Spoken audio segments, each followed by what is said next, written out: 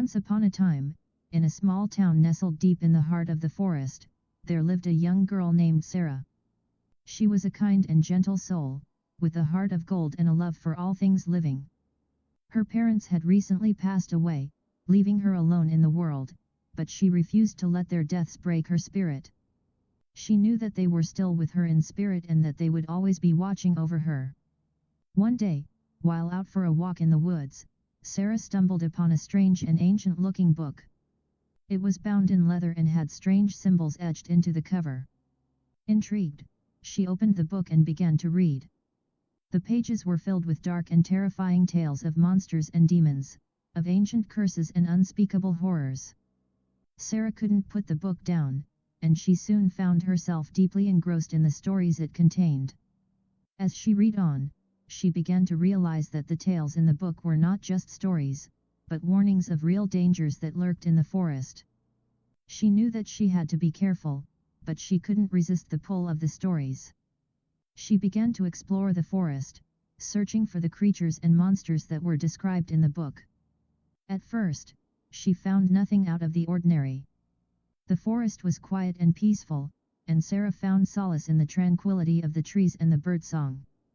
But as she ventured deeper into the woods, she began to notice strange and unsettling changes. The animals grew more and more skittish, and the trees seemed to bend and twist in unnatural ways. The air grew colder, and Sarah could feel a sense of unease creeping over her. One night, as Sarah was camping deep in the forest, she heard strange noises coming from the darkness. She tried to ignore them, thinking they were just the wind or the animals, but they grew louder and more persistent.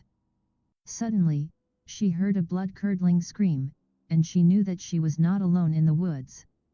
Trembling with fear, Sarah gathered her things and ran as fast as she could back to her cabin.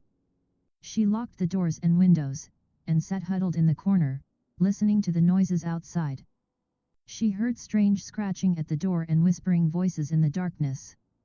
She knew that she was not safe, and that the monsters from the book had come for her. For days and nights, Sarah was trapped in her cabin, too scared to leave. She could hear the monsters outside, scratching at the door and whispering her name. She knew that they would not rest until they had claimed her soul.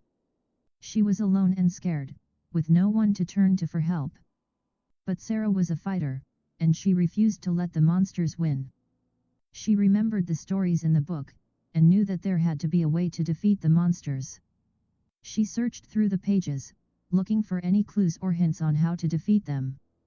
And finally, she found it. The book contained a powerful spell that could banish the monsters back to the depths of hell. Sarah knew that she had to try the spell, no matter how dangerous it was. She gathered the ingredients for the spell and began to chant the ancient words. As she spoke the words, the monsters outside began to scream in rage and terror. They knew that their time was coming to an end. The cabin shook and the windows broke, but Sarah did not falter. She continued to chant the spell, her voice growing louder and more powerful. Finally, the monsters were banished back to the depths of hell, and the cabin was still once again. Sarah was exhausted but victorious. She knew that the monsters were gone, but she also knew that they would always be a threat. She couldn't stay in the cabin forever, she had to leave and warn others about the dangers that lurked in the forest. Sarah left the cabin and traveled to the nearest town, warning the people about the monsters and the ancient book. Many of them didn't believe her, thinking she was just a crazy girl who had read too many horror stories. But some of them did, and they listened to her warnings and prepared themselves for the worst.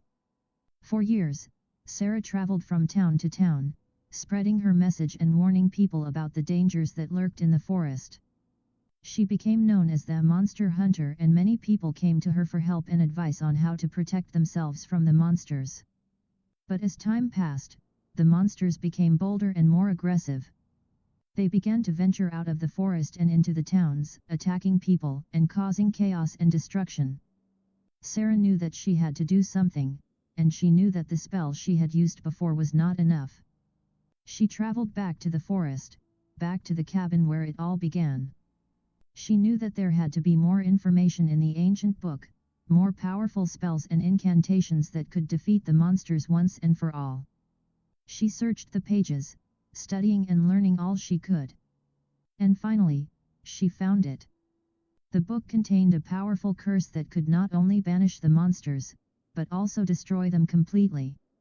Sarah knew that it was her destiny to use the curse, to finally put an end to the monsters' reign of terror. She returned to the towns, and prepared herself for the ultimate battle. She gathered a group of brave warriors, and together they ventured into the forest, ready to face the monsters head-on. The battle was fierce and brutal, but Sarah and her warriors were determined.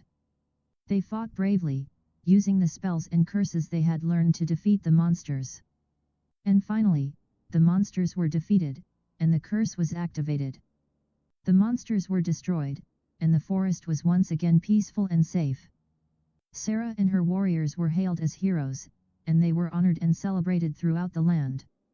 But Sarah knew that the monsters would always be a threat, and that she would always have to be vigilant and prepared.